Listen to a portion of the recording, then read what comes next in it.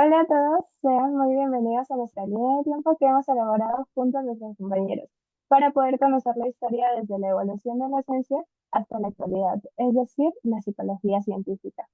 Como integrantes de nuestro grupo tenemos a Ismael, Anita, María, Danilo, Saori y quien les habla, Angelina. Ok, como primeros científicos tenemos a Arquímedes y Aristóteles desde los años 400 hasta los 212 a.C. Arquímedes creó el principio de Arquímedes, descubrió el centro de gravedad y dejó un legado de fundamentos de física. En el caso de Aristóteles, fundó la lógica, estudió sobre la naturaleza, la física y la biología.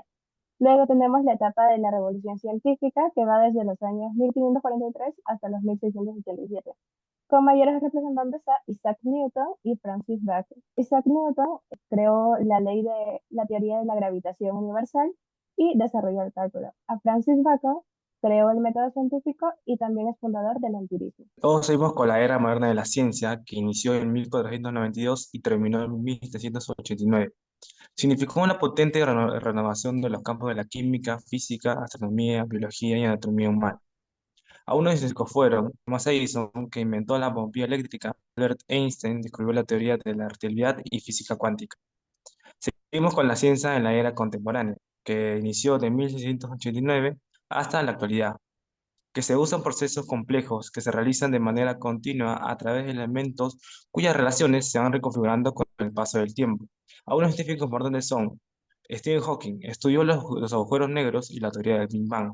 Charles Robert Darwin publicó su famoso libro titulado El origen, que ayudó a que fuera el científico más influyente de los que inventaron la idea de la evolución biológica a través de la selección natural. Del siglo V antes de Cristo, Sócrates define la enseñanza de conocernos a sí mismos a través de sus discípulos, protagonizando el yo. Bien, de ahí seguimos en el siglo V.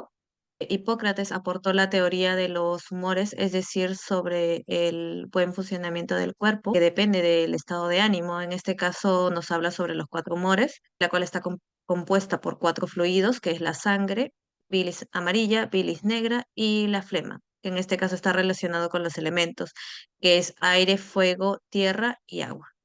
Del siglo IV al siglo V, Platón dio la idea de la palabra psique, utilizada para describir la mente tanto como el alma.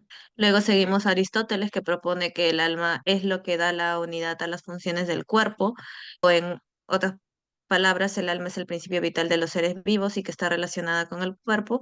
Y él identificó tres tipos de alma, que en este caso sería la vegetativa, relacionada con la planta y crecimiento; la sensitiva, relacionada a los animales, sensaciones o emociones; y la racional, asociada a los humanos y los pensamientos. Siglo IV al siglo V, según Agustín Hipona, dijo lo siguiente: si no existiera el pensamiento, no existiera la fe. Asimismo, se podría decir que, según su palabra, es que el pensamiento y la fe tienen algo muy sincronizado. Luego seguimos al siglo XIII, Tomás de Aquino, que explicó la teoría de los sentidos internos y plantea el alma y sus facultades. El alma como forma sustancial, para Santo Tomás, es el ser humano, es una unidad del cuerpo y del alma, donde el alma es la forma sustancial que da vida al cuerpo. En el siglo XVI, Felipe Melanchthon fue quien acuñó la palabra psicología, la cual fue también designada la disciplina que desde entonces fue utilizada para describir y hacer el estudio del alma. Por último, René Descartes nos habla sobre la psicología empírica y psicología racional. En este caso, que el racionalismo se refiere a la razón y el empirismo se refiere a la experiencia y la percepción. Seguimos con Wilhelm Wundt, que en 1879 fundó el primer laboratorio de psicología experimental en Leipzig, Alemania.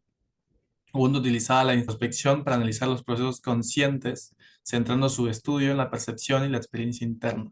Edward Titchener desarrolló el estructuralismo en 1890.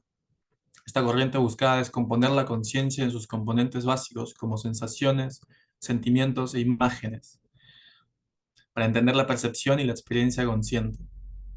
En contraste, William James introdujo el funcionalismo en 1898, enfocándose en cómo los procesos mentales ayudan a los individuos a adaptarse a su entorno. El funcionalismo consideraba la mente como un sistema dinámico y estaba más interesado en la función de la conciencia que en su estructura.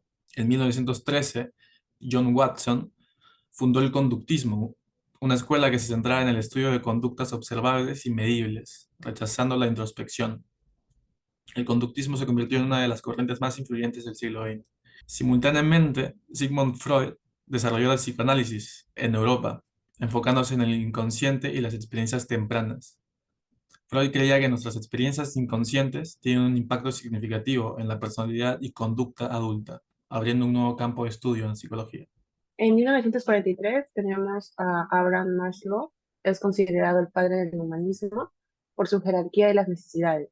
Tenemos su teoría psicológica propuesta en su obra, una teoría sobre la motivación humana de 1943, que posteriormente se amplió. Formula su teoría de jerarquías de las necesidades humanas, defendiendo que conforme su satisfacción las necesidades más básicas que se encuentran en la parte inferior de la pirámide. En 1849 a 1936 tenemos a Iván Pavlov. Este fue un filósofo ruso, investigó sobre el sistema digestivo de los perros, contribuyó a las teorías del aprendizaje. Descubre que muchas de las conductas son manifestaciones reflejadas. Este descubrió que podía condicionar a los perros para que saliven ante un estímulo que no estaban directamente relacionado con la comida, como el sonido de una campana.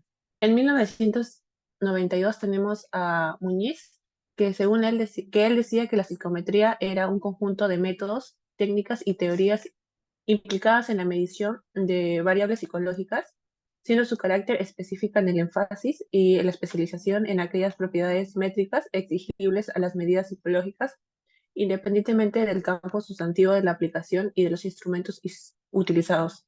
Eso es todo. Muchas gracias.